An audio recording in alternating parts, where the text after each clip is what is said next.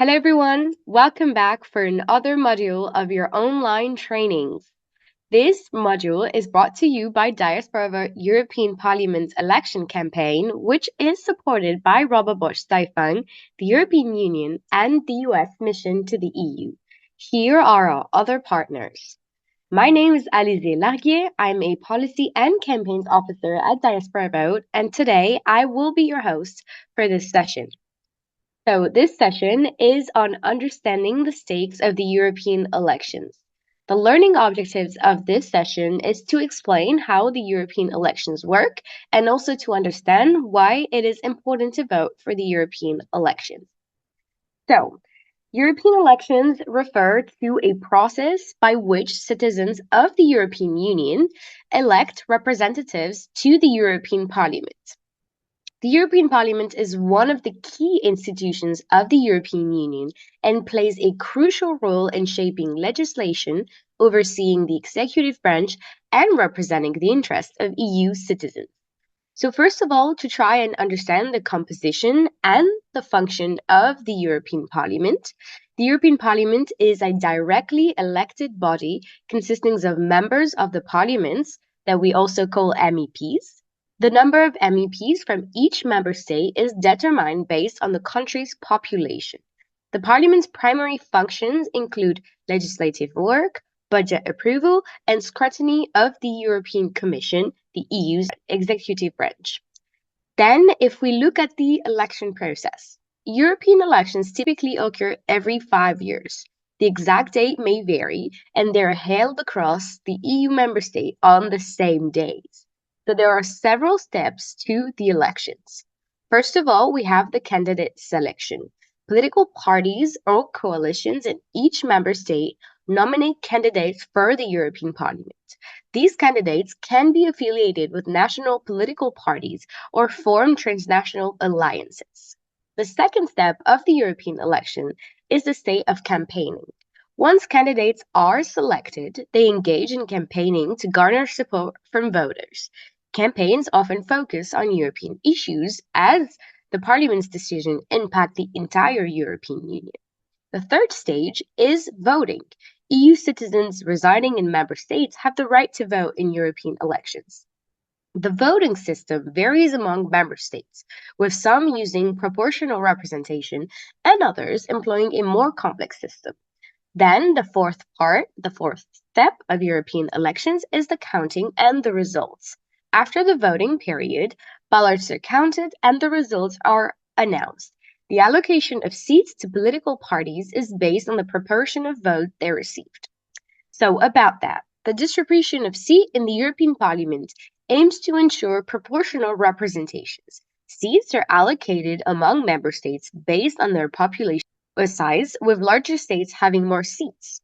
However, there is a minimum threshold to ensure a level of representation for smaller states. If we take a look at the political groups in the European Parliament, members of the Parliament do not sit in national blocs, but rather in transnational political groups.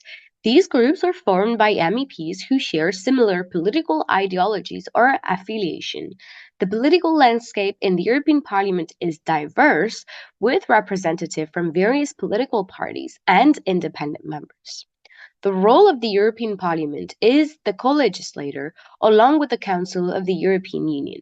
It debates and votes on proposed legislation, and its approval is required for most EU laws to be enacted. The Parliament also plays a vital role in scrutinizing the work of the European Commission, the executive arm of the EU. The relationship Parliament has with other EU institutions, for example, they collaborate with other EU institutions such as the European Commission, the Council of the European Union, to develop and enact legislation. The Parliament has the power to amend and reject legislation proposed by the Commission, contributing to a system of checks and balances within the EU. However, the Parliament faces various challenges and some criticism. Some citizens perceive that the EU is very distant and that its decision making processes are very complex. So, voter turnout in European elections have historically been lower than in national elections, then indicating for a need for increased engagement and awareness. Also, there are debates about the balance of power between EU institutions and concerns about democratic deficit. So, if we look at the impact of European elections, the outcomes of European elections have a substantial impact on the direction of EU policies.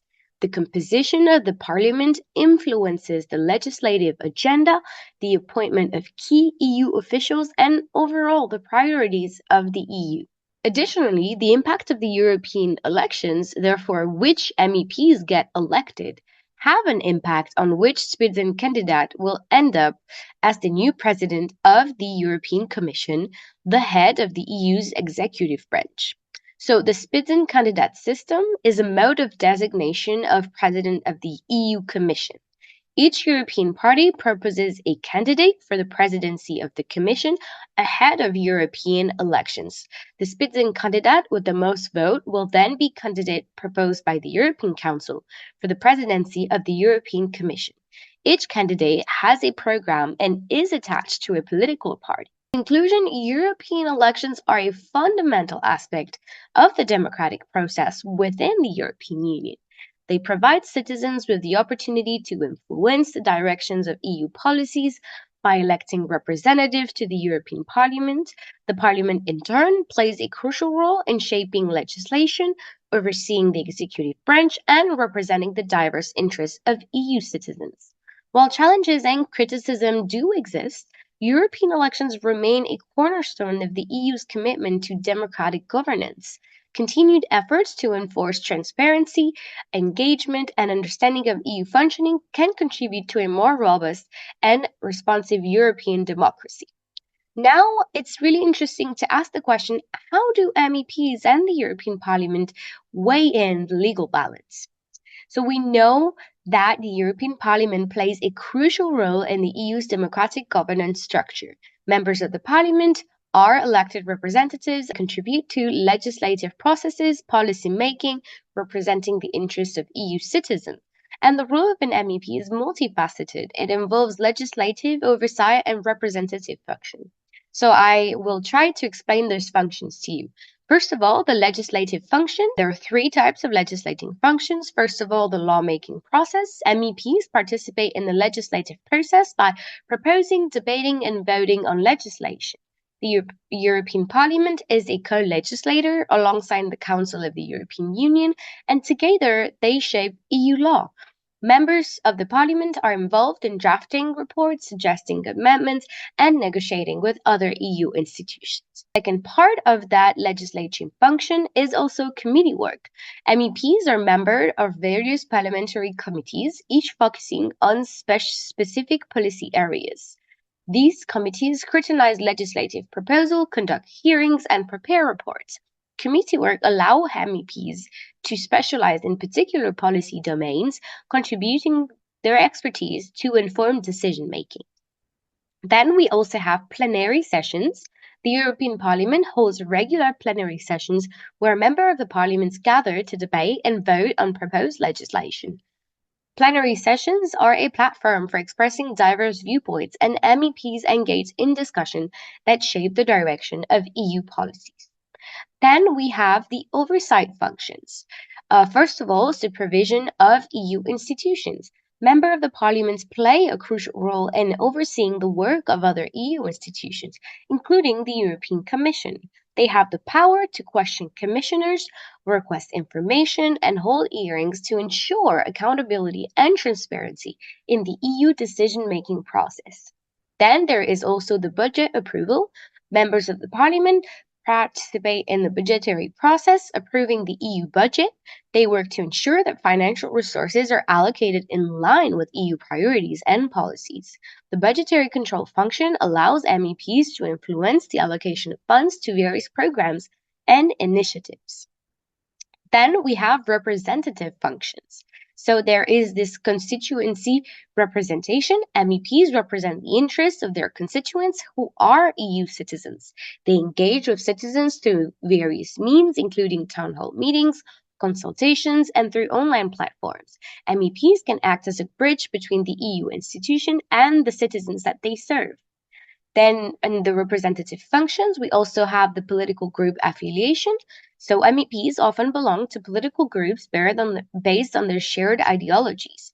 These groups provide a framework for cooperation and coordination, allowing MEPs to work collectively on common policy goals while representing their constituencies. MEPs also contribute to a broader political discourse within their group.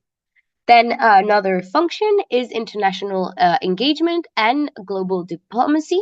So MEPs engage in international diplomacy representing the EU in various forums.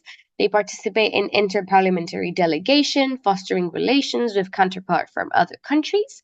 MEPs contribute to the EU's role on the global stage by promoting cooperation and addressing challenges. Trade and external relations are also important. MEPs have a say in the EU's trade policies and external relations. They contribute to the negotiations and approval of international agreements, ensuring that these agreements align with EU values and priorities. So there are some challenges and opportunities. First of all, the language and cultural diversity. MEPs navigate a multilingual and culturally diverse environment, which can pose challenges in communication and understanding. However, this diversity can also enrich the legislative process by incorporating a wide range of perspectives. The decision making in the EU is complex and involves multiple institutions and requires consensus building. MEPs face the challenges of finding common grounds amongst different political ideology and national interests. This complexity also represents opportunities for constructive debate and compromise. We can say that the role of a member of the European Parliament is multifaceted, encompassing legislative oversight and representative functions. MEPs actively contribute to shaping EU laws, they hold institutions accountable, represent their constituencies, and engage in international diplomacy. While facing some challenge, MEPs play a crucial role in the European democratic governance while working also to a more integrated and responsive Europe. It is always difficult to understand how the EU impacts locally, and it's important that we provide examples of how the European Union has direct impact on our everyday lives. At Diaspora Vote, we fight against racism, and we are going to take, therefore, the example of racial and ethnic minorities. We know that the European Union has a direct impact on tackling discrimination and creating a legal framework that needs to be respected. For example, EU law prohibits discrimination based on racial or ethnic origin in most walks of life. Employment, education, vocational training, social protection, access to goods, services, including housing. All these areas are protected thanks to the directives that we have seen in previous modules. This means that you should not be treated less favorably or put at a disadvantage because of your racial or ethnic background. This also means that when a discrimination occurs, there are mechanisms in place to make it easier for you to seek justice. EU countries are obligated to ensure that judicial and administrative procedures are available to everyone, and EU law makes it easier for you to bring your case to court. The action of the EU is not only in the legal framework, the EU also funds projects to help minorities collect field data like the Fundamental Rights Agency report on being black on the EU. It also helps countries to exchange best practices, reinforcing competent institutions in order to provide European citizens with adequate help.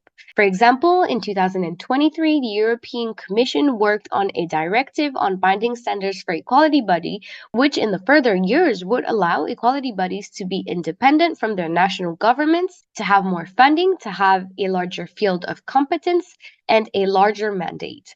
So EU law in itself and the European institution might seem far away, but their work is embedded in our everyday lives. For example, during the coronavirus pandemic, the Fund for European Aid to the Most Deprived was adapted to fit the situation. For example, exceptional measures were taken to help those in need. Electronic vouchers were introduced to deliver food aid and basic material assistance to reduce the risk of contamination during delivery. The fund was also used to buy protective equipment for those delivering the aid.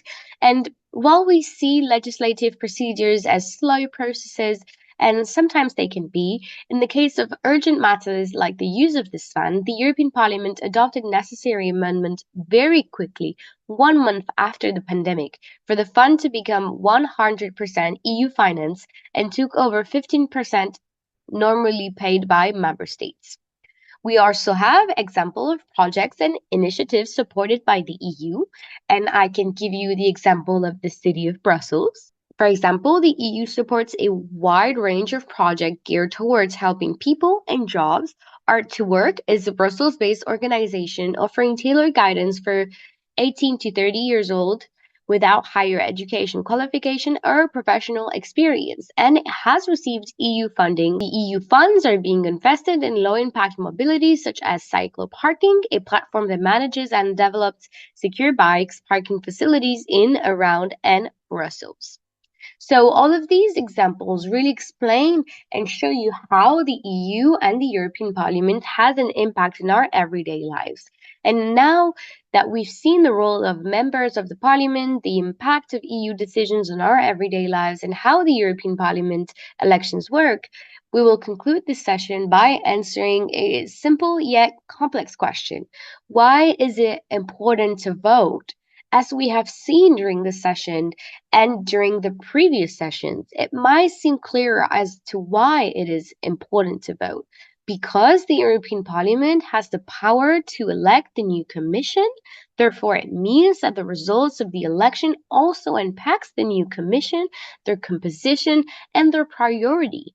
Although the European Commission is the only body that has the right to take initiatives and is the EU executive, it is important to oversee the composition of the Commission and their agenda, which would ensure that some subjects are taken care of.